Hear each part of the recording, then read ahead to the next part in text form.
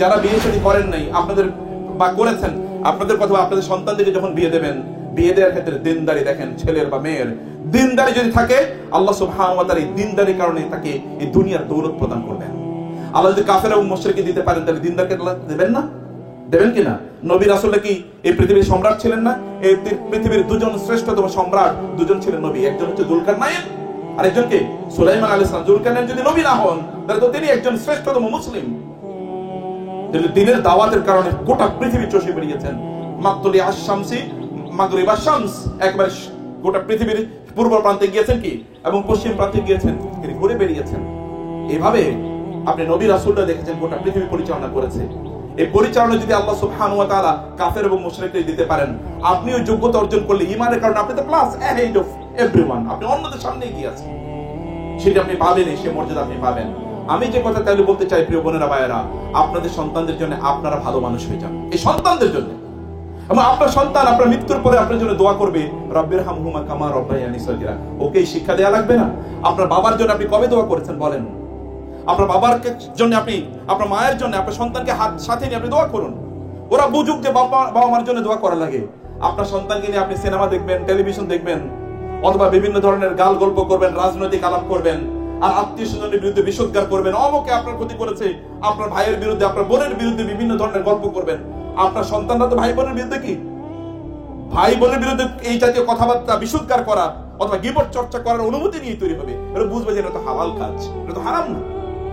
এই হারামকে আপনি হালাল বানিয়ে নিয়েছেন, আপনি তাদের সামনে এটাকে উপস্থাপন করেছেন। এইভাবেই চলতে হয়, এভাবেই কথা বলতে হয়, বা এভাবেই আমাদেরকে আচরণ করতে হয়। আপনাকে আপনার সন্তানদের আপনার আত্মীয় স্বজনের সামনে ওদেরকে কিভাবে উপস্থাপন করবেন, আত্মীয় স্বজনের সাথে তার আচরণ কেমন হবে, এটা আপনি আপনার আত্মীয় স্বজনের সাথে কেমন আচরণ করছেন তার মাধ্যমে আপনি তাকে শিখিয়ে দিতে হবে। এই কারণে বলছি, ওকে যদি বলেন বই পড়ার জন্য, তার আগে আপনি বই পড়ুন। লিমা তাকুলুনা মা লা তাফআলুন কাবুরা মাকতান ইনদাল্লাহি আন তাকুলু মা লা তাফআলুন। তোমরা কেন নিজেরা যে কাজ করো না সেটা কেন অন্যকে করতে বলো? তোমরা কি জানো না তোমরা যে কাজ নিজেরা করো না সে কাজ অন্যকে করতে বললে আল্লাহ তাআলা প্রচন্ড রাগান্বিত হন। কাবুরা মাকতান ইনদাল্লাহি আন তাকুলু মা লা তাফআলুন। তার মানে আপনি না পড়লে, আপনি পড়াশোনা না পারলে ছেলেদেরকে বলবেন না, মেয়েদেরকে বলবেন না, তা না। কিন্তু আপনার মধ্যে আগ্রহ থাকুক, কমপক্ষে আপনি এরকম একটা অনুভূতি তাদের মধ্যে তৈরি করে দেন। আপনি ভালোবাসুন পড়াশোনাকে। আমাদের এখন পড়াশোনা আমরা কেন করাই, কোন সাবজেক্ট আপনি পড়াই? যে আমাদের সমাজের প্রিন্সিপাল স্যার ইনি বলছিলেন যে এখানে আপনাদের সন্তানদেরকে আপনারা তুলনামূলক কম ভর্তি করাচ্ছেন, অথচ এত ফ্যাসিলিটি। আপনারা কোন সাবজেক্টে পড়াবেন, কোন স্কুলে পড়াবেন, কোন কলেজে পড়াবেন, কোন ইউনিভার্সিটিতে পড়াবেন, এগুলোর জন্য আপনাদের মাথায় একটাই আছে, তা হলো যে কোন সাবজেক্ট পড়লে বাজারে কাটতি ভালো, চাকরি পাওয়া যাবে, অথবা লোকেরা বলবে আপনি একটু গাল ফুলিয়ে বলতে পারবেন আমার ছেলে ডাক্তার। এখন আমরা বিভিন্ন মেডিকেল কলেজগুলোতে আমাদের প্রচুর পরিমাণ প্রোগ্রাম ছিল জুলাইয়ের পর, প্রচুর পরিমাণ, এখন অনেক মেডিকেল কলেজে প্রোগ্রাম আছে। ওইখানে গিয়ে দেখলাম 70% মেয়ে হচ্ছে ডাক্তারি পড়ে। তা আমি একটু জিজ্ঞেস করলাম, সব জায়গায় গিয়ে প্রিন্সিপালদেরকে জিজ্ঞেস করেছি আপনার এখানে স্টুডেন্ট রেশিও কতটুকু, রেশিও বিটুইন আপনার মেল এন্ড ফিমেল। বলে যে 70-75% হচ্ছে ফিমেল। মানে তো আমি ভাবলাম যে এত মেয়ে ডাক্তার হয়, ঘটনা কি? মানে এত মেয়ে ডাক্তার তো আমাদের দরকার নেই, তাহলে এত মেয়ে ডাক্তার হচ্ছে কেন? পরে আমি বুঝলাম আসলে এটা তো বিয়ের বাজারে কি, এটার কাটতিতে একটু ভালো। যদি বলা যায় যে মেয়ে ডাক্তার, তাহলে ভালো একটা পাত্র পাওয়া যাবে। একটাই কারণ, উদ্দেশ্য, আর কোন উদ্দেশ্য নাই, আর কোন উদ্দেশ্য নাই। নাইলে ওইখানে 18-20 লাখ 30 লাখ টাকা খরচ করে ওই মেডিকেল, এবং অনেকে পরে চাকরিও করে না বিভিন্ন কারণে। তো তাইলে এটা পড়ানোর দরকার কি ছিল? আমাদেরকে এত ডাক্তার প্রয়োজন ছিল কিনা? এত ডাক্তার প্রয়োজন ছিল, তাহলে আমাদের এর চেয়ে ভালো মানুষ দরকার ছিল। আমাদের মেয়েরা বা আমাদের বোনেরা তারা যদি অনেক ভালো দিনদার হতে পারতো, তাহলে প্রত্যেকটা ঘরে একটা ওমর ইবনে আব্দুল আজিজ অথবা আব্দুল ইবনে আব্বাস আব্দুল ইবনে ওমর জন্ম নিত, একটা খালিদ ইবনে ওয়ালিদ জন্ম নিত। এখন তো সবই কি, আমাদের ঘরে সব জন্ম নেয় মেসি এবং মাসি। সবাই এখন চিন্তা করে আমার ছেলেটা যদি সালমান খান অথবা কি শাহরুখ খান অথবা ধরেন মেসি অথবা রোনালদো রিভালদোর মতো যদি হইতো। কারণ আপনারা দেখেন এগুলোই আপনাদের কল্পনায় আছে। আপনারা একটা ওমর ইবনে আব্দুল আজিজ জন্ম কেন দেন না? অথবা একটা সালাউদ্দিন আইয়ুবী, গোটা পৃথিবী জুড়ে মুসলমানরা মার খাচ্ছে। মায়েরা কি একবার স্বপ্ন দেখতে পারেন না যে আমার ঘরে একটা সালাউদ্দিন আইয়ুবী জন্ম নেই? আপনি কি স্বপ্ন দেখতে পারেন আমার ঘরে একটা আমার ঘরে একটা আবু হানিফা জন্ম নেই রাহিমাহুল্লাহ? আমার ঘরে একটা ওমর ইবনে আমার ঘরে একটা ধরুন আবু হুরায়রা জন্ম নেই? আমার ঘরে একটা খালিদ ইবনে ওয়ালিদ জন্ম নেই? অথবা আমার ঘরে একটা ইমাম শাফি অথবা ইমাম বুখারী জন্ম নেই আমার ঘরে? এই স্বপ্ন আপনি দেখতে পারেন না? এই স্বপ্ন দেখবেন কোথায়? ওই স্বপ্নের কাছেই তো আমরা নাই। ওই চিন্তা চেতনাই তো আমাদের মধ্যে কাজ করে না। আমার কেবল চিন্তা হলো কোন সাবজেক্টটা পড়লে চাকরি ভালো হবে, চাকরি করা যাবে, কোন সাবজেক্টটা পড়লে আমি একটু, অথবা কোন স্কুলে পড়লে। এমনকি আমাদের মুসলমানরা কি খ্রিস্টান স্কুলে পড়ায় না? খ্রিস্টান মিশনারি স্কুলে পড়ায় না? বরং গর্ব করে বলে আমার সন্তান ওই সেন্ট জোসেফ, সেন্ট এই, অথবা ধরেন ওই যে নটরডেম ইত্যাদি পড়ে, অহংকার করে বলে। অথচ আপনি জানেন যে সেখানে কেবলমাত্র ওইখানে সিলেবাসই পড়ানো হয় না, তার মধ্যে অনেক কিছু, এনভায়রনমেন্ট ডাজ ম্যাটার। এনভায়রনমেন্ট তো খুবই গুরুত্বপূর্ণ। ওইখানে খ্রিস্টান যখন মিশনারিদের কাজই তো মিশন, আর যখন সে সেখানে দাঁড়া করার মধ্যে এমন কিছু মেসেজ দিয়ে দেয় যে আপনার সন্তান অলরেডি দিন বিমুখ হয়ে যাচ্ছে। কিন্তু আপনি ওইখানে কেন পড়াবেন? কারণ ওইখানে পড়লে ভালো ইউনিভার্সিটিতে পড়তে পারবেন। ভালো ইউনিভার্সিটি পড়লে কি হবে? তারপর আপনি বলতে পারবেন ওই জায়গায় পড়াচ্ছি। এরপরে তার ভবিষ্যৎ, ওইখানে পড়াইতে পারলেই তো ভবিষ্যৎ নিশ্চিত। কোন ভবিষ্যৎ নিশ্চিত? এখানে যারা বসে আছেন তারা সবাইকে বিশ্বের সবচেয়ে বড় ইউনিভার্সিটিতে পড়েছে। বাংলাদেশ সহ গোটা পৃথিবী যারা বাংলাদেশের গত আপনার 1971 থেকে যারা এখানকার প্রেসিডেন্ট, প্রাইম মিনিস্টার হয়েছে, তাদের মধ্যে কয়জন বিশ্বের সবচেয়ে বড় বড় বিশ্ববিদ্যালয়ে পড়েছে? এই পৃথিবীর সবচেয়ে বেশি টাকা মালিক যারা, তারা কোন ইউনিভার্সিটিতে পড়েছে? পৃথিবীর এই পৃথিবীর সবচেয়ে বেশি টাকা পয়সার মালিক, বাংলাদেশের সবচেয়ে বেশি বিজনেস যারা করে, এমনকি ইউনিভার্সিটি যে আমরা এখানে বসে বসে গল্প করছিলাম, ইউনিভার্সিটিগুলোর বাংলাদেশে যারা মালিক, এরা অধিকাংশ কি বিশ্বের বড় বড় ইউনিভার্সিটিতে পড়েছে নাকি? না। বাংলাদেশের সবচেয়ে বড় টাকা পয়সার মালিক যারা, এরা কি বাংলাদেশের সবচেয়ে বেশি শিক্ষিত? কয়জনের পিএইচডি আছে? টাকা পয়সার মালিক হওয়ার জন্য, আয় ইনকাম করার জন্য পড়াশোনার প্রয়োজন নাই। আয় ইনকাম তো সবাই করতে পারে। আয় ইনকাম করার জন্য বই পুস্তক পড়ে ইউনিভার্সিটিতে পড়ার দরকার নেই। বুঝতে পেরেছেন? কারণ এই গোটা পৃথিবীতে যারা, ধরেন আপনি যদি 1000 ধনী তালিকা দেখেন, 1000 ধনীর মধ্যে অধিকাংশ দেখবেন যে, আপনি বিল গেটস এর কথা বলেন, আপনি যদি এমন কই যে এলন মাস্কের, এই যে ডোনাল্ড ট্রাম্পের কথা বলেন, প্রেসিডেন্ট ডোনাল্ড ট্রাম্প কোন ইউনিভার্সিটিতে পড়েছে বলেন? খুঁজেই পাবেন না আপনি এদের পড়াশোনা। অধিকাংশই পড়াশোনা করে চাকরি বাকরি, টাকা ইনকাম করা, এটা পড়াশোনার উদ্দেশ্যে কোনোদিন ছিল না। কত মুসলমানদের তো ছিলই না। আল্লাহ তাআলা বলেছেন, ইকরা বিসমি রাব্বিকাল্লাযী খালাক, খালাকাল ইনসানা মিন আলাক, ইকরা ওয়া রাব্বুকাল আকরাম আল্লাযী আল্লামা বিল কলম, আল্লামাল ইনসানা মা লাম ইয়ালাম। মানুষকে জানতে হবে তাদের রব সম্পর্কে, রবের নামে তাকে পড়তে হবে, রবের উদ্দেশ্যে তাকে পড়তে হবে। আল্লাহ সুবহানাহু বলেছেন, আর রহমান আল্লামাল কুরআন। আপনাকে তো আল্লাহ সুবহানাহু ওয়া তাআলাকে পড়ার জন্য, আল্লাহকে দরকার, আল্লাহকে চেনার জন্য আপনার পড়া দরকার। ফামান যুহজি আনিন নারি ওয়া উদখিলাল জান্নাতা ফাকাদ ফাজ ওয়া মাল হায়াতুদ দুনিয়া ইল্লা মাতাউল গুরুর। আপনি দুনিয়ার সফলতা অর্জন করলেন, আখিরাতের সফলতা কে অর্জন করবে? আপনি দুনিয়ায় তাদের চাকরি বাকরি, টাকা পয়সা ইনকামের ব্যবস্থা করলেন, আখিরাতের সফলতা কে নিশ্চিত করবে? আপনার সন্তানকে আপনি দুনিয়ায় সফল বানাতে চান, আখিরাতের সফল কে বানাবে তাকে? আপনার সন্তান দুনিয়ায় ভালো থাকুক এটা আপনি চিন্তা করছেন, আখিরাতে কে তাকে ভালো রাখবে?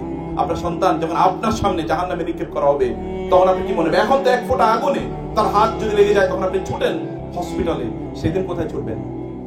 সেদিন কোথায় ছুটবেন? সেদিন বরং আপনি বলবেন, ইয়াউমা ইয়াফিরুল মারউ মিন আখি ওয়া উম্মিহি ওয়া আবিহি ওয়া সাহিবাতিহি ওয়া বানিহি লিকুল্লি ইমরিইন মিনহুম ইয়াউমাইযিন শাআনু ইউগনি। সেদিন প্রত্যেকে তার নিজকে নিয়ে ব্যস্ত থাকবে। আপনি নিজেই বলবেন, ইউওয়াসসালুনাহুম ইয়াওয়াদ্দুল মুজরিমু লাউ ইয়াফতাদি মিন আযাবি ইয়াউমাইযিন বিবানি ওয়া সাহিবাতিহি ওয়া আখি ওয়া ফাসিলাতিহি আল্লাতী তুই ওয়া মান ফিল আরদি জামিআন সুম্মা ইউনজি। এই যে মায়েরা যারা মমতা দিয়ে এই সন্তানকে, নারী ছেড়া ধন আপনি বলেন, এই সন্তানকে আল্লাহকে বলবেন, আল্লাহ ওকে তুমি জাহান্নামে ফেলো, তারপরে তুমি আমাকে বাঁচাও। সেদিন আপনি বলবেন। কিন্তু আপনার কি এরকম হতে মনে চায় না? ওয়াল্লাযীনা আমানু ওয়াত্তাবাআতহুম যুররিয়াতুহুম বিঈমানিন আলহাকনা বিহিম যুররিয়াতাহুম ওয়া মা আলাতনাহুম মিন আমালিহিম মিন শাই। আর আপনার কি এমন হতে মনে চায় না, আমি দুনিয়াতে যেরকম পরিবারভুক্ত আছি, জান্নাতে আমি এরকম পরিবারভুক্ত থাকতে চাই? জান্নাতে যদি পরিবারভুক্ত থাকতে চান, তাহলে আপনার পরিবারটাকে জান্নাতি পরিবার বানাতে হবে। আর জান্নাতি পরিবার যদি আপনাকে বানাতে হয়, তাহলে আপনার ঘরে দ্বীনি কালচার তৈরি করতে হবে। আপনার ঘরে আজকের সকাল কি দিয়ে শুরু হয়েছে আপনার কে কে বলতে পারেন? কতজন মা বলতে পারেন যে আপনি আজকের সকাল শুরু হয়েছে ফজরের নামাজ দিয়ে? আপনি সূর্য ওঠার আগে ফজরের নামাজ পড়েছেন? কয়জন মা বলতে পারেন সকালের তাসবিহ তাহলিলগুলো আপনি ঠিকমতো পড়েছেন? কয়জন মা বা বাবা হাত তুলে বলতে পারেন যে আপনি ফজরের নামাজের পর কোরআন তেলাওয়াত করেছেন? কতজন বলতে পারেন যে আপনি আল্লাহ সুবহানাহু ওয়া তাআলার শরণ দিয়ে আপনার ঘর থেকে আজকে নেমেছেন, বিসমিল্লাহি তাওয়াক্কালতু আলাল্লাহি ওয়ালা হাওলা ওয়ালা কুওয়াতা ইল্লা বিল্লাহ? আপনি আল্লাহর উপর তাওয়াক্কুল করে নেমেছেন? কতজন বলতে পারেন? কতজন বলতে পারেন যে আপনি আল্লাহ রাসূল সাল্লাল্লাহু আলাইহি ওয়াসাল্লামের সুন্নাহ মোতাবেক আপনার জীবন পরিচালনা করেন, রাসূলকে আপনি ভালোবাসেন, আল্লাহকে আপনি ভালোবাসেন, আল্লাহর জন্য আপনি পড়েন, ইন্না সলাতি ওয়া নুসুকি ওয়া মাহইয়ায়া ওয়া মামাতি লিল্লাহি রাব্বিল আলামিন ইয ক্বালা লাহু রাব্বুহু আসলিম ক্বালা আসলামতু লিরাব্বিল আলামিন। আপনি বলেন তো আপনি আল্লাহর কাছে কতটুকু আত্মসমর্পণ করেছেন? যদি আত্মসমর্পণ না করে থাকেন, তাহলে আল্লাহ সুবহানাহু ওয়া তাআলা ওই টাকা পয়সা ইহুদি খ্রিস্টান বৌদ্ধ ওদের আপনাদের চেয়ে অনেক অনেক বেশি আছে। অর্থ দিয়ে কোনোদিন মানুষের সম্মান নির্ধারণ হয় না। আল্লাহ সুবহানাহু ওয়া তাআলা অর্থ দেবেন, অর্থ পাওয়ার জন্য যোগ্যতা অর্জন করা লাগে, কিন্তু আল্লাহ সুবহানাহু ওয়া তাআলা অর্থ সবাইকে দেন, দুনিয়া সবাইকে দেন, কাফের এবং মুশরিক, কিন্তু আল্লাহ তাআলা আখিরাত সবাইকে দেন না। আখিরাত কেবল আল্লাহ ওয়ালাকে আল্লাহ তাআলা দেন। আর সেটা তো অনাদি অনন্ত জীবন, খালিদিনা ফিহা আবাদা রাদিয়াল্লাহু আনহুম ওয়া রাদু আন। খালিদিনা ফি, সেখানে তারা স্থায়ী থাকবে, ওখান থেকে বের হওয়ার কোনো সুযোগ থাকবে না। আপনি কোন জায়গায় আপনার সন্তানের জন্য স্থান নির্ধারণ করছেন? এখন সিদ্ধিরগঞ্জে আপনার সন্তানের জন্য একটা ফ্ল্যাট থাকুক, একটা প্লট থাকুক, এটা সিদ্ধান্ত নিচ্ছেন, চিন্তা করছেন, এই জন্য আপনি দিনরাত ছুটছেন। জান্নাতে ওর জন্য একটা প্লট থাকুক বা ফ্ল্যাট থাকুক, একটা বাড়ি থাকুক, একটা রাজপ্রাসাদ থাকুক, এই জন্য কি আপনার কোনো প্রচেষ্টা থাকবে না? ওই প্রচেষ্টা কবে আপনি করবেন? বরং ওই কাজ করবেন। রাসূল বলেছেন, কোন ব্যক্তি সকালবেলা যদি ঘুম থেকে উঠে এবং সে যদি আখিরাত কেন্দ্রিক কাজ করে থাকে, আল্লাহ সুবহানাহু ওয়া তাআলা এই চিন্তার কারণে তার দুনিয়ার সকল পেরেশানি দূর করে দেবেন, তার দারিদ্র দূর করে দেবেন, তার যতটুকু সম্পদ দরকার ততটুকু সম্পদ আল্লাহ তাআলা তাকে প্রদান করবেন। সকালবেলা কি নিয়ে আপনি উঠেন? আপনার চিন্তা কি? ঘুম থেকে উঠে আপনার কি ভাবনা কি আসে? আপনার সন্তানকে আপনি সকালবেলা স্কুলে পাঠানোর জন্য তো প্রচন্ড হুলস্থুল, মায়েরও খুব হুলস্থুল, এবং সেটা হচ্ছে বৃহস্পতি থেকে রবি থেকে বৃহস্পতি পর্যন্ত, কিন্তু শুক্র শনি ওদের কোনো খবর নাই। ঘুমাচ্ছে তো ঘুমাচ্ছে, 10টা 11টা 12টায় ঘুম থেকে উঠে স্কুলের জন্য তাকে পাঠাতে পারলেন, আল্লাহর জন্য তাকে পাঠাতে পারেন না, অথচ ওরা আল্লাহর বান্দা। ওদেরকে আপনি আল্লাহর জন্য উঠাতে পারলেন না, স্কুলের জন্য উঠাতে পারলেন, অথচ ওদেরকে সৃষ্টি করেছেন আল্লাহ। ওদেরকে আল্লাহর কথা স্মরণ করিতে পারলেন না। আল্লাহর কাজ যদি তারা না করে, তাহলে তাদের জন্য আপনি শাসনের কোনো ব্যবস্থা নাই। স্কুলে কেন খারাপ রেজাল্ট করলে, এই কারণে আপনার শাসনের ব্যবস্থা আছে, অথচ ওদেরকে রিজিক দেন আল্লাহ তাআলা, অথচ ওদেরকে বাঁচিয়ে রাখছেন আল্লাহ। ওদের শরীরের অঙ্গ প্রত্যঙ্গগুলো তৈরির পেছনে আপনার কোনো অবদান নাই, সব অবদান কার? আল্লাহ তাআলার। ওর আপনার পেটে যখন, আপনাদের ঔরস থেকে যখন আপনাদের স্ত্রীদের পেটে গিয়েছে, ওই পেটে এই সন্তান কি আসবে তো আপনি নিজেও জানতেন না। কি ছেলে হবে নাকি মেয়ে হবে, বিকলাঙ্গ হবে নাকি পূর্ণ একজন মানুষ হবে, এখনো তো আপনি জানেন না কতদিন বেঁচে থাকবে, কালকেও তো মারা যেতে পারে। এই সন্তান যদি কিয়ামতের দিন আল্লাহকে সামনে রেখে আপনাকে বলে, আল্লাহ তোমার বান্দা হিসেবে তুমি আমাকে সৃষ্টি করেছো, কিন্তু আমার বাবা মা তোমার বান্দা হিসেবে আমাকে বড় করে নাই, তোমার বান্দা হিসেবে আমাদেরকে তারা বড় করে নাই, তোমার সাথে পরিচয় করিয়ে দেয় নাই, দুনিয়ার সাথে পরিচয় করিয়ে দিয়েছে, তোমার সাথে পরিচয় করিয়ে দিয়েছে, সেদিন বলবেন কি? সেদিন তো নিজেরই নিয়ে নাফসি নাফসি বলেই আপনি অস্থির। এরপরে আপনার বিরুদ্ধে সন্তানরা অভিযোগ দিতেছে। মানুষের অভিযোগ তো আসে, সন্তান অভিযোগ দিলে বাঁচার উপায় কি? আমি তো দেখি যে বাঁচার কোনো উপায় নাই, উপায় থাকবে না। প্রিয় ভাইরা, আপনার সন্তানদেরকে যিনি সৃষ্টি করেছেন, তিনি কি রিজিক ছাড়া সৃষ্টি করেছেন? আপনি কি বুঝেন নাই? কথা বুঝতে পারছেন? এই যে মহিলার অন্যদিকে তাকাচ্ছেন কেন? আমি তো শিক্ষক, আমি এখানে সবার চেহারা দেখতে পাচ্ছি কে কি করে। এটা শিক্ষকদের একটা আল্লাহ সুবহানাহু এরকম অনুভূতি দিয়ে দেন, কারণ ছাত্ররা আমাদের সামনে শত শত ছাত্র থাকে, কোন দিকে কে তাকে এটা মুহূর্তের মধ্যে বুঝে যায়। মনোযোগ দিয়ে শুনে, আমি আর বেশি কথা বলবো না। আপনারা শুনতে না চাইলে তো আমাদের বলার দরকার নাই, আপনাকে শুনতে হবে মনোযোগ। আপনাদের সন্তানদেরকে যিনি সৃষ্টি করেছেন, তিনি কি রিজিক ছাড়া সৃষ্টি করছেন? উনি কি রিজিকের বরাদ্দ দিয়ে দেন নাই? বরং আপনাদের রিজিক আসে আপনাদের সন্তানদের কারণে। বরং আল্লাহর কাছে আপনাদের কৃতজ্ঞ থাকা দরকার, এই সন্তানের কারণে আল্লাহ তাআলা আপনাকে রিজিক দিয়েছেন। হাদিসে সহিহ হাদিসে এসে আল্লাহ রাসূল সাল্লাল্লাহু আলাইহি ওয়াসাল্লাম বলেছেন, ইন্নামা তুনসারুনা ওয়া তুরযাকুনা বিদুআফাইকুম। তোমাদের দুর্বলদের কারণে, বাসায় দুর্বল কারা কারা থাকে? হয় নারীরা, শিশুরা এবং বৃদ্ধরা। এই দুর্বলদের কারণে আল্লাহ তাআলা তোমাদের রিজিকের ব্যবস্থা করে দেন। দুর্বলদের কারণে, এই কারণে বিয়ে করলে কি হয়? রিজিক বাড়ে। আল্লাহ তাআলা বলেছেন যে তোমরা ইয়াকুনু ফুকারা ইগনিহুমুল্লাহু মিন ফাদলি, যদি কেউ গরিব থাকে, সে যদি বিয়ে করে, আল্লাহ তাআলা এই বিয়ের কারণে তার দারিদ্র দূর করে দেবেন। বিয়ের কারণে দারিদ্র দূর করে, এটা আবার কেমন ফিলোসফি? এই ফিলোসফি হলো বিয়ে করার মাধ্যমে সে কাকে আনে? একজন দুর্বল মানুষকে ঘরে আনে। দুর্বলকে? নারী। কারণ নারীর তো ইনকাম করার কোনো বাধ্যবাধকতা নাই, অতএব তিনি খাবেন কোত্থেকে? এই কারণে আল্লাহ সুবহানাহু ওয়া তাআলা এই নারীর কারণে পুরুষের রিজিকের মধ্যে বরকত দিয়ে দেন। এটা হাদিসে আমার ব্যক্তিগত জীবনে এরকম অভিজ্ঞতা আছে। এবং যখন আপনার সন্তান হয়, সন্তান আরেকটা দুর্বল মানুষ পৃথিবীতে আসে, এই কারণে আল্লাহ তাআলা আপনার রিজিক আরো বাড়িয়ে দেন। আমার ব্যক্তিগত জীবনে যখন আমি বিয়ে করি, তখন আমার রিজিক বেড়েছে। আর আমার যখন সন্তান হয়েছে, তখন আল্লাহ তাআলা ওই সন্তানের কারণে যতটুকু প্রয়োজন তার চেয়ে বেশি বেশি দিয়েছেন। এটা আমাদের এখানে যারা আছে প্রত্যেকে জিজ্ঞেস করে দেখুন। You will have to put your trust in Allah. ওমান ইয়াতাওয়াক্কালু আলাল্লাহি ফাহুয়া হাসবুহ। আল্লাহর উপর কারো তাওয়াক্কুল করলে আল্লাহ তাআলা তার জন্য যথেষ্ট। এবং আল্লাহ সুবহানাহু ওয়া তাআলা নবী রাসূলকে বলেছেন, ওয়া'মুর আহলাকা বিস-সালাতি ওয়াসতাবির আলাইহা লা নাসআলুকা রিজকা নাহনু নারযুকুকা ওয়াল আকিবাতু লিত-তাকওয়া। তোমার সন্তানদেরকে নামাজের আদেশ দাও, আল্লাহর সাথে পরিচয় করে দাও, আল্লাহর উপর তাওয়াক্কুল করতে শেখাও, আল্লাহকে ওরা ভালোবাসুক, তাইলে আল্লাহ সুবহানাহু ওয়া তাআলা ওদের রিজিকের ব্যবস্থা করে দেবেন। আল্লাহ সুবহানাহু ওয়া তাআলা যদি প্রাণীগুলোকে খাওয়ান, কীট পতঙ্গকে খাওয়ান, তাহলে মানুষকে কেন খাওয়াবেন? আল্লাহ নিশ্চয়ই খাওয়াবেন। রিজিকের কোনো অভাব নাই, কিন্তু আপনি কতটুকু নিতে পারবেন তা হচ্ছে দেখার বিষয়। রিজিক আল্লাহ ডিস্ট্রিবিউশন করেন, কিন্তু ওই সময় আপনি নেয়ার মতো অবস্থায় আছেন কিনা। সকালবেলা রিজিক ডিস্ট্রিবিউশন হয়, আপনি সকালবেলা নিতে পারেন কিনা। এই কারণে পাখিগুলো যখন সকালে ঘর থেকে বের হয় তখন ওদের রিজিকের কোনোদিন অভাব হয় না, প্রাণীগুলোর রিজিকের কোনোদিন অভাব হয় না। মাছ অথবা অন্যান্য যে সকল প্রাণী আছে কোনো কিছু রিজিকের অভাব হয় না। কোনোদিন আপনাকে এসে বলেন না কোনো প্রাণী, কোনো পাখি যে আমার তো খাবার নেই, একটু আমার খাবার দাও, কোনোদিন বলেন না। পাখিদের রিজিকের যিনি ব্যবস্থা করেন তিনি আপনার রিজিকের ব্যবস্থা করে রেখেছেন। অতএব তার উপর আপনাকে তাওয়াক্কুল করতে হবে, তার উপর আপনাকে আপনার সন্তানদেরকে তার সাথে পরিচয় করে দেন। বোনেরা, ভাইয়েরা, তার সাথে পরিচয় করে দেন, ওদেরকে নিয়ে লম্বা সময় জুড়ে আল্লাহর ইবাদত করুন, আল্লাহর কাছে কাঁদুন, আল্লাহর কিতাব পাঠ করুন, আল্লাহর রাসূলের সাথে তাদেরকে পরিচয় করে দেন। ওরা যদি রাসূলের না ভালোবাসে অন্য কারোকে বেশি ভালোবাসে, অমকের নামে তমকের নামে স্লোগান দেয়, অথচ আল্লাহর রাসূলকে ওরা চেনে না, তাহলে দিস ইজ ইউর ফেইলিউর। কিয়ামতের দিন বাঁচার কোনো উপায় নাই। আজকে বাঁচবেন, কয়দিন বাঁচবেন গ্যারান্টি দিয়ে জানতে কতদিন বাঁচবেন? You may die tomorrow, any time, any moment, যে কোনো সময় আপনি মারা যেতে পারেন। তারপরে কি হবে চিন্তা করেন। Just close your eyes and think what will happen to you after your death and demise. আপনার মৃত্যুর পর কি হবে আপনার, এটা একবার চিন্তা করে দেখেন তো। আপনি শান্তি পান না, ঘরে শান্তি নাই, শান্তি কোথেকে আসবে? শান্তি তো আসে কোথায়? অন্তরে। আলা বিযিকরিল্লাহি তাতমাইনুল কুলুব, আল্লাহর জিকির, আল্লাহর স্মরণে, আল্লাহর কিতাবে, আল্লাহর নামাজে, ইবাদতে শান্তি তৈরি হয়। এই শান্তি পেতে হলে আপনাকে ঘরটাকে জান্নাতের টুকরা বানিয়ে ফেলেন, ঘরটার পরিবেশ জান্নাতের টুকরা বানিয়ে ফেলেন। রাসূল সাল্লাল্লাহু আলাইহি ওয়াসাল্লামের জীবনী ওদেরকে শোনান, ওদেরকে এই গল্প বলুন। ঠাকুর মানে জুরি বলার দরকার নাই, রাসূলের গল্পগুলো বলেন না। আল্লাহ তাআলা তো তার রাসূলকে পাঠিয়েছেন শ্রেষ্ঠতম উদাহরণ হিসেবে। লাকাদ কানা লাকুম ফি রাসূলিল্লাহি উসওয়াতুন হাসানাহ লিমান কানা ইয়ারজুল্লাহা ওয়াল ইয়াউমাল আখিরা ওয়া যাকারাল্লাহা কাসীরা। আল্লাহর জিকির করতে হলে আল্লাহর রাসূলের জীবনী পড়া লাগে। আখিরাতের সফলতা পেতে হলে রাসূলের জীবনী পড়া লাগে। রাসূলকে চেনেন না আমি জানি না, এখন যদি জিজ্ঞেস করি এখানে বোনেরা মায়েরা যারা আছেন, রাসূল সাল্লাল্লাহু আলাইহি ওয়াসাল্লামের জীবনী কয়জন পড়েছেন আমি জানি না, কয়জন আপনারা হাত তুলতে পারবেন? আমি আপনাদেরকে লজ্জা দিতে চাই না। কমপক্ষে রাসূলের জীবনী আপনাদের বাসায় আছে কয়জনের আছে? কোরআনের একটা তাফসীর আছে কয়জনের বাসায় আছে বলেন? এখন তো হুমায়ুন আহমেদের উপন্যাস, রবীন্দ্রনাথের অমুক তমুকের ইত্যাদি দিয়ে ভর্তি। আর তো মহিলারা যারা আছেন, পাশের দেশের যে সকল সিরিয়াল আছে এগুলো না দেখলে তো আপনি যুদ্ধ ঘোষণা করে দেন বাসায়। পাশের দেশে সিরিয়াল দেখবেন, সাথে সাথে জাহান্নাম ওর সাথে সাথে আসতেছে, ওর সাথে সাথে জাহান্নাম, দুনিয়ার জাহান্নাম এবং আখিরাতের জাহান্নাম। এগুলো বন্ধ করে দেন প্রয়োজনে। বাসায় টেলিভিশন, আমার বাসায় তো গত 15 বছর টেলিভিশন নাই। আমার বাচ্চারা টেলিভিশন কেমন হয় এটা ওদের বুঝেও না। ব্যক্তিগতভাবে বলছি, আমার বাসায় 15 বছরের উপরে টেলিভিশন নাই। টেলিভিশন কেমন দেখা যায় ওরা বুঝেও না, হয়তো মনেও নাই ওদের, কারণ সেই ছোটবেলায় দেখেছে, যদি দেখেও থাকে অথবা কারো বাসায় গেলে দেখতে পারে। কিন্তু ওরকম বাসায় যাওয়া নিষিদ্ধ আপাতত যে সকল বাসায় টেলিভিশন চলে।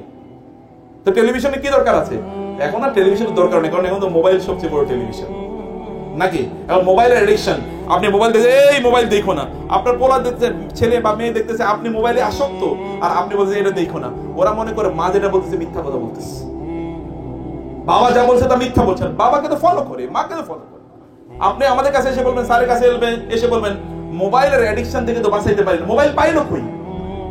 আপনার সন্তান যদি মোবাইল এডিক্টেড হয় তাহলে আপনাকে কেন স্মার্টফোন লাগবে? আপনার বাটন ফোন লাগে বলে চলে না? এই মুরব্বীদেরকে জিজ্ঞেস করেন তো ছোটবেলা তাদের ফোন কোথায় ছিল? ফোন ছাড়া কি চলে নাই? ফোন কি আপনার জীবনের জন্য এসেনশিয়াল? ফোন তো আপনার জীবন, আপনার বেঁচে থাকার জন্য এসেনশিয়াল কিছু না। প্রয়োজন আপনি বাটন ফোন ব্যবহার করেন, কিন্তু ইন্টারনেট বন্ধ করে দেন। প্রয়োজন বাঁচাতে হবে সন্তানদেরকে, কারণ এখনকার ফেতনা। আগের যুগে সিনেমা দেখেন, মুরব্বীদেরকে জিজ্ঞেস করেন, আগে সিনেমা দেখতে যেতে হতো কত? 10, 15, 20, 30 কিলোমিটার দূরে সিনেমা দেখতে যেতে হতো। এখন আর সিনেমা দেখতে যাওয়ার প্রয়োজন নাই, এখন কম্বলের নিচেই সিনেমা চলে আসছে। কম্বলের নিচে সিনেমা আসে নাই? আপনি রাত্রে 2টা বাজে দেখেন কি টুনটুন করে আওয়াজ হচ্ছে, কি গিয়ে দেখেন কম্বলের নিচে আপনার মেয়ে বা আপনার ছেলে সিনেমা দেখতেছে। দোষ তো আপনার, ওদের করে তো ইনোসেন্ট। দোষ তো আপনার, ওরা ইনোসেন্ট। এরপরে আপনি কোন প্রতিষ্ঠানে পড়াচ্ছেন? কারণ প্রতিষ্ঠানও তাকে কি ভালো মানুষ বানাতে পারে, খারাপ মানুষ বানাতে পারে। প্রতিষ্ঠানে তার সহপাঠী কারা সেটা আপনার দেখার বিষয় আছে। আপনি কাদেরকে তাদের সহপাঠী হিসেবে ইয়ে করছেন? আপনার সন্তানদেরকে, যে বাবাদেরকে বলছি, সন্তানদেরকে মসজিদে টেনে নিয়ে যান, ওরা মসজিদের রাস্তা চেনুক। মসজিদের রাস্তা যদি ওরা না চেনে তাহলে মনে করবেন, তাহলে বুঝে রাখবেন ওরা মসজিদের বিপরীত রাস্তাটা তারা চিনে ফেলবে। মসজিদের রাস্তায় তাদেরকে নিয়ে যান, ওই অভ্যাস তাদের মধ্যে তৈরি হোক। আউযু আওলাদাকুম আলাল খায়রি ফাইনাল খায়রা আদাতুন। তোমাদের সন্তানদেরকে ভালো কাজের অভ্যাস তৈরি করে দাও, ছোটবেলা থেকে অভ্যাস তৈরি করে দাও। কারণ ভালো কাজ একটা অভ্যাসের নাম, ভালো কাজ একটা অভ্যাসের নাম। অভ্যাস করতে হয়, এই অভ্যাস আপনাদের মধ্যে তৈরি করতে হয়। এরপরে ছোটদের জন্য বলছি গল্প, এই বাচ্চাদের জন্য বলছি, তোমাদের জন্য লাস্ট আমি 3 মিনিটস আছে আমার সামনে, আমি 3 মিনিটসে তোমাদের জন্য বলি। শোনো, তোমাদেরকে হতে হবে আস-সাবিকুন আস-সাবিকুন উলাইকাল মুকাররাবুন। তোমাদের একটা এক্সেপশনাল হওয়া লাগবে। তোমরা অমুকের ফলো করে না, অমুক কিভাবে কথা বলে তার মতো করে লিপস্টিক দেয়া, মেয়েদেরকে বলছি, তার মতো করে জামা পরা, তার মতো জামা যদি তোমাকে ঈদে কিনে না দেয় তাহলে তোমার এখন সব মনে হচ্ছে যেন আমার এখন এই জীবন দিয়ে লাভ কি, কারণ আমার বান্ধবীরা এরকম জামা পড়ছে অথবা আমার বন্ধুরা এরকম জামা কাপড় পড়ছে, ওদের কাছে এরকম ডিভাইস আছে, আমার কাছে নাই। তুমি অন্যদের ফলোয়ার হওয়ার দরকার নাই। তুমি চিন্তা করো তোমার নিজকে তুমি কি করবা, তুমি নিজকে কোন উচ্চতায় নিয়ে যেতে চাও, তোমার নিজকে তুমি কোথায় দেখতে চাও, কোথায় দেখাতে চাও। তোমাদের নবীর কথা চিন্তা করে দেখো, রাসূলুল্লাহ সাল্লাল্লাহু আলাইহি ওয়াসাল্লাম তিনি আরবের সমাজের মতো হতে চান নাই। তিনি তো আরবের সমাজ থেকে বের হয়ে গেছেন। তারা বলেছেন আমরা অনুসরণ করব বাল নাত্তাবিউ মা আলফাইনা আলাইহি আবাআনা, আমাদের বাপ দাদারা যা করেছে আমরা তাই করব। তিনি তো বাপ দাদাদের মতো মূর্তি পূজা শুরু করে দেন নাই, অথবা মূর্তি পূজার বিরুদ্ধে তিনি দাঁড়িয়েছেন। তিনি বাপ দাদাদের মধ্যে যা ছিল সেখানে মদ মাদক দ্রব্য ছিল, মদ পান তারা করতো, জুয়া তারা খেলতো, অশ্লীলতা ছিল, মিথ্যাচার ছিল, যুদ্ধ মারামারি ছিল, যুদ্ধ মারামারি ছিল, এগুলো তারা বের হয়ে এসেছেন। তিনি এগুলোর বিরুদ্ধে তিনি যুদ্ধ ঘোষণা করেছেন এবং এগুলোর বিরুদ্ধে যুদ্ধ ঘোষণা করে তিনি সমাজকে পরিবর্তন করেছেন। আজকে গোটা পৃথিবী জুড়ে 200 কোটি মানুষ মুসলমান, গোটা পৃথিবী জুড়ে 200 কোটি মানুষ মুসলমান, কারণ সমাজের বিপরীত স্রোতে তিনি দাঁড়িয়েছেন। একই স্রোতে যাওয়া এটা খুবই সহজ, স্রোতের সাথে গা ভাসিয়ে দেওয়া খুবই সহজ, স্রোতের বিপরীতে দাঁড়ানো খুবই কঠিন। স্রোতের বিপরীতে যারা দাঁড়িয়েছে তারা গোটা পৃথিবীকে পরিবর্তন করে দিয়েছে। স্রোতের বিপরীতে দাঁড়ালেই কেবলমাত্র তুমি ভালো মানুষ হতে পারবা। আপনাদের আমি বলবো, আমাদের স্যাররা যারা আছেন, মিজান স্যার সহ, ওদের মধ্যে স্বপ্ন তৈরি করে দিতে হবে। স্যার কেবল বই পড়ালে মানুষ হয় না, বই তো সবাই পড়ে, বইয়ের বাইরে বিয়ন্ড দ্য সিলেবাস ওদেরকে পড়াতে হবে। আমার মনে হয় গিয়াসউদ্দিন এডুকেশন মডেল স্কুলগুলোতে একটা কোর্স থাকা দরকার, ক্যারেক্টার ডেভেলপমেন্ট, কিভাবে চরিত্র উন্নয়ন করতে হবে, এটা থাকুক। এবং আমাদের টিচারদের প্রশিক্ষণ হোক, ট্রেনে হোক। টিচাররা যখন ক্লাসে যাবে রাসূল সাল্লাল্লাহু গল্প 1 মিনিট 2 মিনিট বাচ্চাদেরকে বলুক, একটা গল্প প্রতিদিন বলুক, প্রতিদিন এক একটা গল্প বলুক। রাসূল সাল্লাল্লাহু গোটা জীবনই গল্প। রাসূল সাল্লাল্লাহু ভালোবাসার অন্তরে তৈরি হোক, রাসূলকে ওরা মনে করুক আমি রাসূলের মতো হতে চাই। রাসূলের মতো হওয়া লাগবে না? রাসূলের মতো হওয়ার জন্য তো তিনি আল্লাহ তাআলা তাকে পাঠিয়েছেন এবং বলেছেন তোমাদের রাসূলের মধ্যে তোমাদের জন্য উত্তম আদর্শ রয়েছে। সাহাবায়ে কেরামের গল্প বলেন না, 365 দিনের মধ্যে কমপক্ষে 200 দিন স্কুলে ক্লাস হয়, 200টা গল্প টিচাররা যেন বলে। এটা ইন্সপিরেশন, ওদের জন্য ইন্সপিরেশন, টিচারদের জন্য ইন্সপিরেশন, তারাও তাদের মতো হতে চাই। এবং শুধুমাত্র সাবজেক্ট পড়ালে চলবে না, সাবজেক্টে বিজ্ঞানী হলে লাভ কি? ভালো করে খেয়াল করুন, আপনার সন্তান বিজ্ঞানী হয়েছে কিন্তু জাহান্নামী, এই বিজ্ঞানী দিয়ে আপনি করবেন কি? এই বিজ্ঞানী দিয়ে করবেন কি? আপনার সন্তান বিশাল বড় প্রফেসর কিন্তু জাহান্নামী, এটা দিয়ে করবেন কি? আপনার সন্তান বিশাল বড় ব্যবসায়ী কিন্তু দুর্নীতিবাজ, এটা করবেন কি? আপনার সন্তান বিশাল বড় আপনার বলে পাওয়ারফুল মিনিস্টার অথবা পাওয়ারফুল রাজনীতিবিদ, কিন্তু পুরাটা হচ্ছে কি আপনার ডাকাত, মানুষকে হত্যাকারী, এদিকে করবেন কি? এরপরে তো দেশেও থাকতে পারবেন না। করবেন কি আপনি? এগুলো আপনার দরকার কি? একটা ভালো মানুষ হোক, যেটা আমি শুরুতেই বলেছিলাম, ওর দিকে তাকালে আপনার মনে হবে আল্লাহ তুমি আমাকে এরকম একটা ভালো সন্তান দিয়েছো। আপনার চোখটা অশ্রু, চোখ থেকে অশ্রু ঝরে পড়বে, অন্তরটা শীতল হয়ে যাবে। আল্লাহ তোমার শুকরিয়া, তুমি আমাকে এত সুন্দর, এত দিনদার, এত ভালো একটা সন্তান দিয়েছো। আপনাকে মা বলে ডেকে মা, আপনি যখনই কষ্ট হয় আপনার দৌড়ে যায় দুহাত ধরে। আমি আমার ছোট একটা মেয়ে আছে, তার যখনই আমরা অসুস্থ হয়ে যাই দেখি, আমার 3 মেয়ে, সবার কথাই বলছি, কিন্তু এর মধ্যে একজন, সবাই তো একরকম হয় না, একজন আছে সে কি করে, যদি আমরা অসুস্থ হয়ে যাই একটু মন খারাপ তাহলে সে ওই জায়নামাজটা বিছিয়ে ওইখানে 2 রাকাত নামাজ পড়ে আল্লাহর কাছে কান্না করা শুরু করে। আমার মনে হয় যে না, আমার জীবনটা এখানে সার্থক হয়তো না। এমন একটা দিনদার সন্তান আল্লাহ তাআলা আমাকে দিয়েছেন। I love her so much. এরকম একটা দিনদার সন্তান হোক, এরকম একটা সন্তান তোমরা তোমাদের নিজেকে তৈরি করো, ওদের মধ্যেই লাভ তৈরি করে দেয়, এটা আপনাদের কাজ। স্যারদের আমি বলবো যে ওদেরকে জিজ্ঞেস করুন আজকে ফজর নামাজ পড়েছো কিনা, কতক্ষণ লাগে, অ্যাটেন্ডেন্সের চেয়ে এটা অনেক বেশি গুরুত্বপূর্ণ। ওকে জিজ্ঞেস করতে, তাহলে ও কোনোদিন চিটিং করবে না, এসে বলবেন আমি কালকে অসুস্থ ছিলাম এই কারণে আসিনি, মিথ্যা বলা শিখবে না। আপনি ওকে এই কথা বলুন যে তুমি মিথ্যা কথা বলো না, তুমি সত্য বলো, তুমি আল্লাহর কাজ করো, তুমি আজকে কোরআন পড়েছো কিনা, ওকে তাকে এটা বলুন। বাবা মার খেদমত করেছো কিনা, মানুষের সাথে ভালো আচরণ করেছো কিনা, রাস্তায় কোনো দুষ্টুমি করেছো কিনা, এগুলো ইন্সপিরেশন, ওদের মধ্যে মোরালিটি, নৈতিকতা তৈরি করে দেওয়া দরকার। বাংলাদেশ একটা সোনার দেশ, যদি মানুষগুলো সোনার মানুষ হতো। আদারওয়াইজ এখানে তো 1971 কম্পালসরি হয়েছে। অতএব আপনি সোনার মানুষ তৈরি করবেন কোথেকে? সোনার দেশ হবে কোথেকে? হিউজ পটেনশিয়াল আছে, কিন্তু নাই কি সোনার মানুষ নাই। 2-4টা সোনার মানুষ বানান না, একটা সোনার মানুষ মুহাম্মদ রাসূলুল্লাহ সাল্লাল্লাহু আলাইহি ওয়াসাল্লাম, দেখেন না গোটা পৃথিবীকে কিভাবে নাড়িয়ে দিয়েছে। একটা সোনার মানুষ কিভাবে গোটা পৃথিবীকে পরিবর্তন করে দিতে পারে। একটা সোনার মানুষ আসুক আপনাদের, তোমাদেরকে মনে রাখো, এই শোনো আমার কথা, তোমরা মনে করো তোমাদের পড়াশোনা তো লাগবেই, তোমার সাবজেক্টে তুমি সবার চেয়ে ভালো হও, জ্ঞান দেওয়ার মালিক ওয়া আল্লামনাহু মিন লাদুন্না ইলমা। তোমরা যদি সূরা কাহাফ যদি পড়ো, সূরা কাহাফে দেখবে একজন ব্যক্তির নাম, ওইখানে একজন ব্যক্তির গল্প আছে, তার নাম কি? খিজির আলাইহিস সালাম। খিজির আলাইহিস সালাতু ওয়াস সালামের গল্প আল্লাহ সুবহানাহু ওয়া তাআলা সেখানে বলেছেন, খিজির আলাইহিস সালাতু ওয়াস সালামের কাছে আল্লাহ তাআলা পাঠালেন ওই যুগের শ্রেষ্ঠতম নবী মুসা আলাইহিস সালাতু ওয়াস সালামকে, যাও ওইখান থেকে কিছু পড়াশোনা করে আসো। খিজির হচ্ছে একটা ইউনিভার্সিটি নাম। অথচ খিজির আলাইহিস সালাম কি, তিনি তো কোনো নবীও না। মানে আমরা যদি বলি অন্য নবীদের নাম, মোস্ট অফ দা আপনার ইসলামিক স্কলার তারা বলেছেন যে তিনি নবী না, কেউ কেউ বলেছেন নবী হতেও পারে, আমরা জানি নবী নেবেন না, কিন্তু তার কাছে ওই যুগের স্বীকৃত নবী গিয়েছেন, সাধারণ নবী না, উলুল আজমি মিনার রাসূল, শ্রেষ্ঠতম 3-4 নবীর মধ্যে একজন মুসা আলাইহিস সালাম, বনি ইসরাইলের সবচেয়ে বড় নবী। এই নবীকে আল্লাহ সুবহানাহু ওয়া তাআলা পাঠালেন, যাও ওইখান থেকে একটু পড়াশোনা করে আসো। খিজির আলাইহিস সালামের কাছে গিয়ে তিনি বললেন, ছাত্র এরকম একজন বিনম্র বিনয়ী ছাত্র, হাল আত্তাবিউকা আলা আন তুআল্লিমানি মিম্মা উল্লিমতা রুশদা, অনুগ্রহ করে কি আপনার অনুসারী হওয়ার সুযোগ দেবেন আমাকে, আমি একটু আপনার সাথে থাকতে চাই। বলতে আল্লাহ ক্বালা ইন্নাকা লান তাস্তাতিয়া মাইয়া সাবরা, না তুমি আমার সাথে থাকতে পারবে না, তোমার ধৈর্য কম। মুসা আলাইহিস সালাম বলতে পারেন, আমার ধৈর্য কম মানে বনি ইসরাইলের মতো দুর্ধর্ষ ভয়ঙ্কর জাতিরই আমি চালাইতেছি, আমার ধৈর্য কম করতে কি হলো, আমার তো অনেক ধৈর্য। তারপর বলেছেন, না ঠিক আছে আমি আপনার সাথে থাকবো। এবং তিনি সেখান থেকে আল্লাহ তাআলা বলেছেন যে এরকম যে সেখানে ফাওয়াজাদা আবদাম মিন ইবাদিনা আতাইনাহু রাহমাতাম মিন ইনদিনা ওয়া আল্লামনাহু মিন লাদুন্না ইলমা, আমি তাকে রহমত দিয়েছে স্পেশাল আমার পক্ষ থেকে, তাকে আমি জ্ঞান প্রদান করেছি। জ্ঞান কার পক্ষ থেকে আসে? আল্লাহর।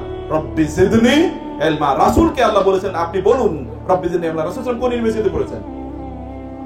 এই তোমরা বলতে পারো রাসূল সাল্লাল্লাহু আলাইহি ওয়াসাল্লামের ইউনিভার্সিটির নাম, স্কুলের নাম, কলেজের নাম?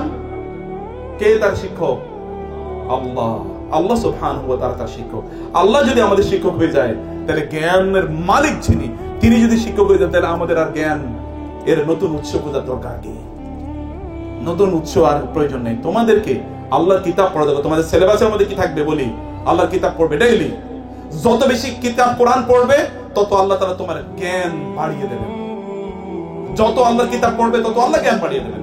রাসূল সাহেবের জীবনী পড়ো, যত রাসূলের জীবনী পড়বে, তত তুমি এই পৃথিবীর সবচেয়ে সফল মানুষের, রাসূল সাল্লাম বাবা হিসেবে সবচেয়ে সফল, স্বামী হিসেবে সফল, তিনি কি রাজনীতিবিদ হিসেবে সফল, রাষ্ট্রনায়ক হিসেবে সফল, নবী হিসেবে সফল, এমন কোন জায়গায় তিনি সফল না? অর্থাৎ পৃথিবীর সবচেয়ে সফল মানুষের জীবনী তুমি পড়লা, তার মতো করে তোমার জীবন চালাও। তোমাকে সফলতা অবশ্যই তোমার পায়ে স্পর্শ করবে, তুমিও মহান হয়ে যাবা। রাসূলকে অনুসরণ করলে মহান হয়ে যায়। আমি যদি অমকের মতো জামা পরে মহান হতে চাই, অমকের মানে তার লিপস্টিকটা কেমন, সে কেমন আইব্রো পরে, সে কেমন পোশাক পরে, সে কেমন ভাবে হাঁটে, এটা আমি অনুসরণ করতে চাই তার মতো, ওই যদি একটু ফেমাস হতে পারি, একটু সেলিব্রিটি হতে পারি, তাহলে আল্লাহ তাআলা শ্রেষ্ঠতম সেলিব্রিটি, আল্লাহর সৃষ্টির মধ্যে শ্রেষ্ঠতম সেলিব্রিটি মুহাম্মদ রাসূলুল্লাহ সাল্লাল্লাহু আলাইহি ওয়াসাল্লামকে অনুসরণ করলে তো আপনি এমনি বড় সেলিব্রিটি হয়ে যাবেন ইনশাআল্লাহ। এই সেলিব্রিটির জন্য ফেরেশতারা পর্যন্ত দোয়া করবে, এমন কি পিপিলিকা গুলো পর্যন্ত দোয়া করে, পিপিলিকা মাছ পর্যন্ত দোয়া করে, লা ইউসাল্লুনা আলা লা ইউসাল্লি আলাইহিম আল মালাইকাতু হাত্তা নামলাতু ফি জুহরিহা ওয়া হাত্তা আল হুতা ফি বাহরিহা আলা মুআল্লিমিন নাস আল খায়র। ভালো মানুষের জন্য, আল্লাহকে এবং আল্লাহ রাসূলকে ভালোবাসে যারা, এদের জন্য পাখিগুলো পর্যন্ত আল্লাহর কাছে দোয়া করতে থাকে। এর চেয়ে বড় সেলিব্রিটি আর কি? আল্লাহ সুবহানাহু ওয়া তাআলা আমাদেরকে, আমাদের সন্তানদেরকে এরকম দিনদার এবং ভালো মানুষ হওয়ার তৌফিক দান করুন।